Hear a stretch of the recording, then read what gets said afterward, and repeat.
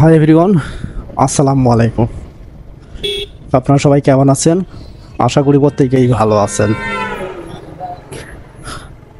আজকের এই ভিডিওটি দেশ এবং দেশের বাইরে থেকে যে যেখান থেকে দেখছেন আপনাদের প্রত্যেককে জানাচ্ছি আন্তরিক শুভেচ্ছা ও অভিনন্দন।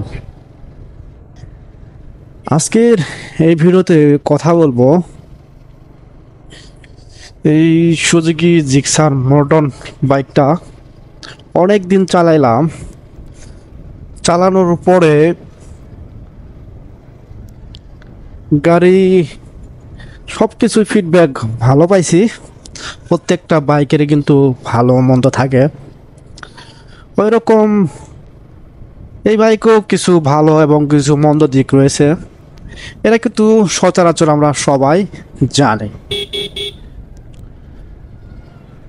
হঠাৎ করে একটা সিদ্ধান্ত নিয়েছি অলরেডি, হয়তো কিছুদিনের মাঝে এই বাইকটা সেল করে দিব। ধরতে পারেন হয়তো আজকের এই ভিডিওটি পাবলিশ হওয়ার পর থেকেই মনে করেন যে গাড়িটা সেল হয়ে যাবে। আর আপনারা যদি কেউ এই বাইকটা নিতে চান তাহলে অবশ্যই বাইকটা নিতে পারেন।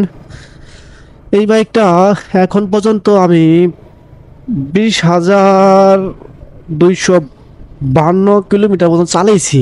আমি টোটাল এখন পর্যন্ত গাড়িটা একদম ফ্রেশ আছে, ইঞ্জিন আনটাচ। পিছনের টায়ারটা আমি নিজে চেঞ্জ করেছি, কিন্তু সামনের টায়ারটা অরিজিনালি আছে। তো গাড়ি কিন্তু একটা টাকারও কাজ কাম নাই। এখন পর্যন্ত প্রত্যেকটা জিনিসই অরিজিনাল রয়েছে।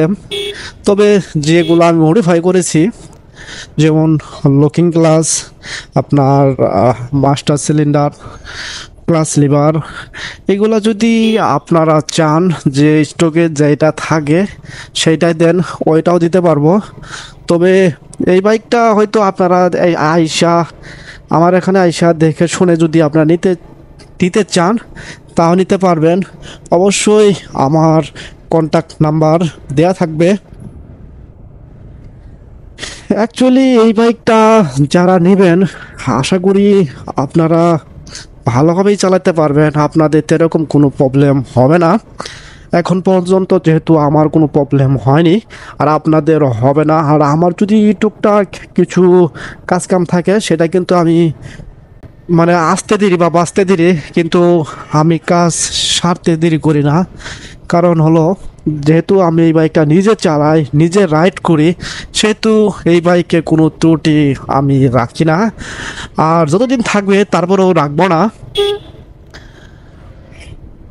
মোটামুটি অনেকে আবার বলতে পারেন যে এই বাইকটা কত চাইতেছেন বা কত হলে ছাইড়ে দিবেন। এইটা ওইভাবে বলা যাচ্ছে না।